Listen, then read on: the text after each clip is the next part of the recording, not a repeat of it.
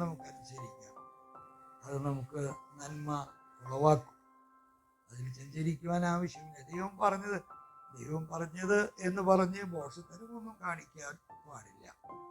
യോബിന്റെ സ്നേഹിതന്മാരിൽ എലിഫാസും അങ്ങനെ പറഞ്ഞു, ദൈവനോട് സംസാരിച്ചു, ദർശനത്തിൽ കൂടെ സംസാരിച്ചു എന്ന് പറഞ്ഞിട്ട് അവൻ പറയുന്നതൊക്കെ ദൈവം പറഞ്ഞതിന് വിരുദ്ധമാണ്.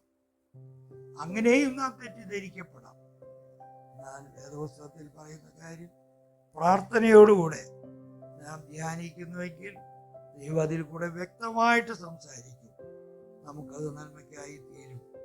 ദൈവം നമ്മെ സഹായിക്കട്ടെ. ദൈവം അനുവദിച്ചാൽ അടുത്ത ആഴ്ച ഈ സമയത്ത് തന്നെ നമുക്ക് ഏലിയാവിനോട് ദൈവം പറഞ്ഞ അടുത്ത കാര്യം, അത് കുറെ കൂടെ കഠിനമായിട്ടുള്ളതാണ്. ഞാൻ അവിടെയും ഏലിയാവ് വിജയിച്ചതായിട്ട് കാണുന്നു. അത് നമുക്ക് ചിന്തിക്കാം. ദൈവം നമ്മെ സഹായിക്കും.